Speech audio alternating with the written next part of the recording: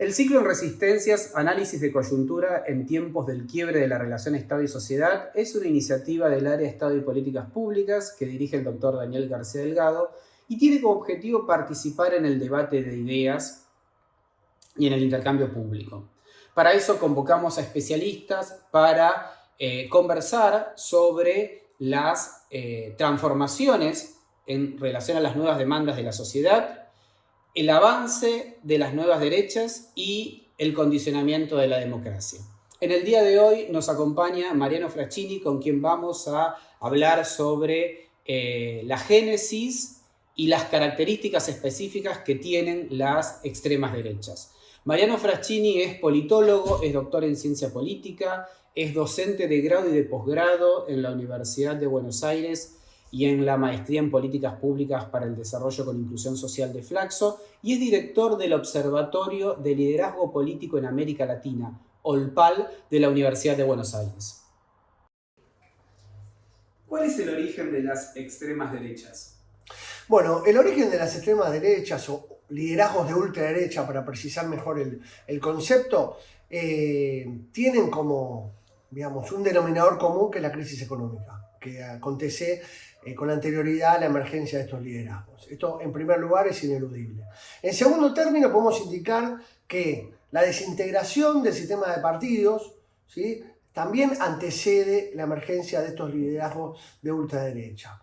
En tercer lugar, la desafección de lo que podemos considerar el partido de derecha clásico o el partido de derecha tradicional, que hace que también se extremen, ¿sí?, los contenidos y envases ideológicos discursivos para hacer más atractivo un discurso, como decíamos, de características extremas en un contexto claramente de crisis económicas o al menos de debacle económica, como sucede en algunos países. Debemos indicar también que, para precisar con mayor justeza este fenómeno, que tenemos dentro de estos liderazgos de ultraderecha referentes empíricos distintos.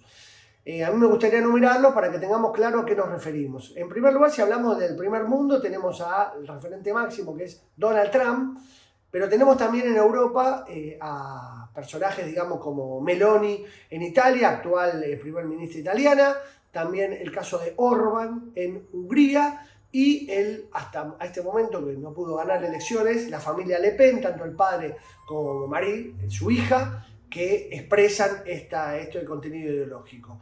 En términos de América Latina, emerge claramente en el caso del Cono Sur, Brasil, Bolsonaro, en Chile, el caso de Kast, que tiene grandes posibilidades de ser hoy presidente chileno, y el caso de Hernández en Colombia, sumado al nuestro de Milei en Argentina. Como decíamos, la característica central de esos liderazgos de ultraderecha en términos de origen, sin lugar a dudas, son las crisis económicas y la desintegración de los sistemas políticos, no tanto en términos de debacle general, sino en términos básicamente del sistema de partidos y sobre todo de la pérdida de votos de la derecha tradicional dentro de esos sistemas. ¿Cuáles son los aspectos comunes que tienen las extremas derechas entre sí y cuáles son las principales diferencias? Esta es una pregunta muy pertinente, sobre todo en lo que tiene que ver con estos liderazgos de ultraderecha, en términos, vamos a llamarlo así, en términos geográficos, si se quiere, históricos geográficos. Como decíamos hace unos minutos, sin lugar a dudas, no podemos comparar los liderazgos de ultraderecha del primer mundo con los del tercer mundo, ¿sí? Ahora sí, tienen un denominador común. En primer lugar, polarizan sus sociedades, ¿sí? En segundo lugar, tienen un discurso claramente conservador en lo cultural y en lo social. Y en tercer lugar, son habitués a las redes sociales de una manera, podemos decir, notable, ¿no es cierto? Esas son características que de alguna manera unen o se asemejan a estos liderazgos, tanto los del primero como los del tercer mundo, ¿sí? Agregado, como decíamos antes, productos de una crisis económica que logran ellos, digamos, emerger como los políticos más atractivos en esos contextos de crisis, ¿sí? Ahora, las diferencias son también claves. Podemos indicar que los liderazgos del primer mundo, los Trump, los Meloni, los Orbán, los Le Pen, son claramente conservadores, ¿sí? En lo social, son antiderechos en muchos aspectos, pero sobre todo son más nacionalistas, más proteccionistas en lo que hace a sus economías. A diferencia de ellos, los ultraderechistas o los liderazgos de ultraderecha en América Latina, contrariamente a esta cuestión, son en lo central neoliberales. En el caso argentino es un neoliberalismo extremo, pero sobre todo son neoliberales. Son conservadores, son antiderechos, son en lo cultural, podemos decir, retrógrados en sus posiciones, reivindican dictaduras militares, los liderazgos de ultraderecha de Latinoamérica, pero en lo económico son neoliberales. Las banderas nacionalistas están bien guardadas y en algunos casos clausuradas, a diferencia de lo que ocurre en los ultraderechistas europeos y norteamericanos. En ese sentido, hay que hacer esta salvedad, no hay que meter todo dentro de una misma bolsa porque si no, no se entiende el proceso. ¿Qué características específicas tiene el liderazgo de Milei comparado con otros liderazgos latinoamericanos? Muy bien, esta es una pregunta que hay que prestarle mucha atención porque lo mismo, en términos comparativos, hay una tendencia a asemejar en todo a los liderazgos de ultraderecha regionales y sin embargo tienen características distintivas. Y el caso de Milei en ese sentido es claro, es muy nítido. Milei es el verdadero outsider, ¿sí? Lo que se llama outsider de la política latinoamericana. Es el único de los ultraderechistas que en este momento tuvieron posibilidades de ganar elecciones o ganaron elecciones, como el caso de Bolsonaro, que es realmente un outsider. Milei, antes de ser presidente, fue diputado en el año 2021 y previo a eso fue un hombre asiduo a los sets televisivos, no más que eso, un economista marginal dentro de la estructura, podemos decir, académica. Esa es una diferencia que hay que marcar. Bolsonaro tuvo 30 años como diputado federal por Río de Janeiro, Katz en Chile otros 20 años como diputado del partido de derecha tradicional en Chile, y el caso de Hernández había sido el colombiano alcalde por Bucaramanga y también había tenido una destacada actuación dentro de los parlamentos regionales. Por lo tanto, Milei en ese sentido es no solo el outsider, sino también el más neoliberal, ¿no? Esto narcocapitalista, el más neoliberal, lo digo en términos de extremo en la aplicación de sus políticas. A diferencia también de Bolsonaro, de Katz y de Hernández, Milei carece de las bases de apoyo que tienen estos que mencioné, ¿no? Bolsonaro cuenta con las Fuerzas Armadas, una buena parte de ellas, con los sectores evangelistas.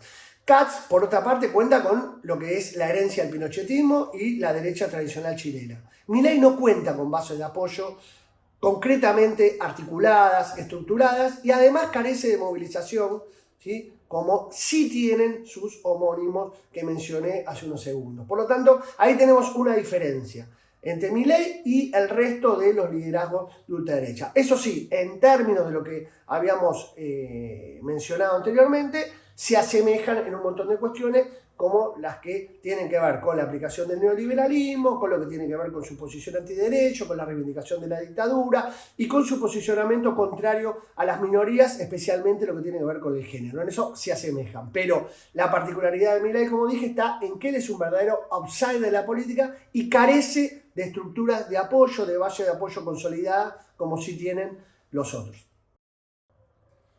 En función de la orientación ideológica, económica y la posible deriva autoritaria, ¿cómo evalúas la sostenibilidad de estos procesos?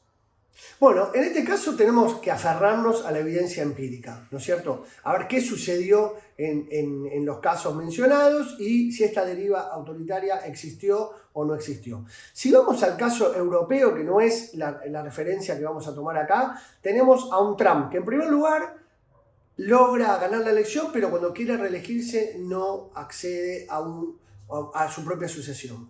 En el caso de Le Pen nunca pudo ganar ni el padre ni su hija.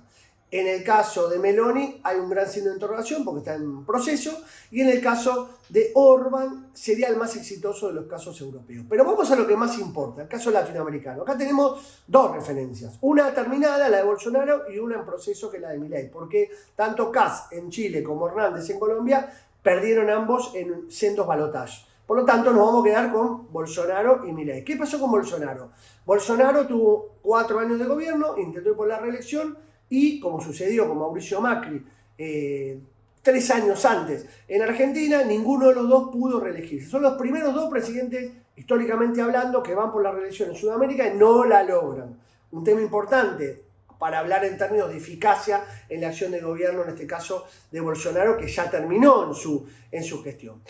Milei en este momento cuenta con recursos de poder muy escasos a la hora de ejercer su poder político y sobre todo, ¿sí?, una minoría parlamentaria que hasta el momento está impidiendo aprobar un conjunto de legislación que está interesado en hacer. Es cierto que es un decreto que aún sigue funcionando, pero hay posibilidades de que este decreto también caiga. Por lo tanto, esta minoría parlamentaria proyecta a futuro grandes dificultades para el gobierno de Milei. La deriva autoritaria es una de las incógnitas que tiene esta ultraderecha, ¿no?, con sus amenazas siempre de polarizar y sobre todo de tensionar el sistema político. Si vamos a la evidencia empírica de nuevo, tenemos a Bolsonaro, ¿sí? Bolsonaro intentó hacer un golpe de Estado a principios de enero del año 2023, en el cual falló, no solo por el propio sistema político, sino también los militares lo encapsularon y no logró seguir adelante, ¿no? A todo esto Bolsonaro también no tiene ya más posibilidades porque está inhibido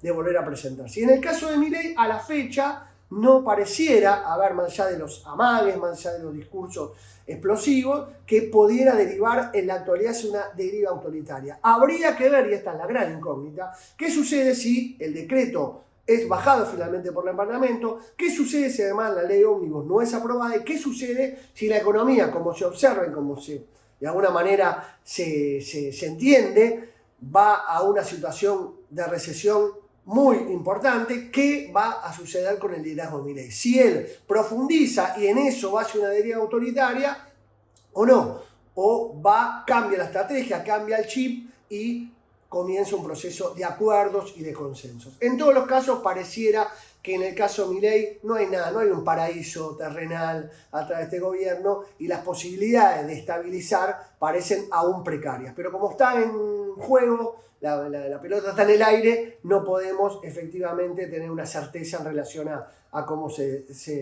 desarrolla el proceso encabezado por el líder de La Libertad Avanza. Si te interesa más conocer sobre estos temas, te invitamos a ingresar a la página del área de Estado y Políticas Públicas, donde podrás encontrar nuestros posgrados, maestrías, diplomas, seminarios, como también nuestras publicaciones, entre ellas libros, la revista Estado y Políticas Públicas, documentos de trabajo y también diferentes actividades académicas que realizamos en el área.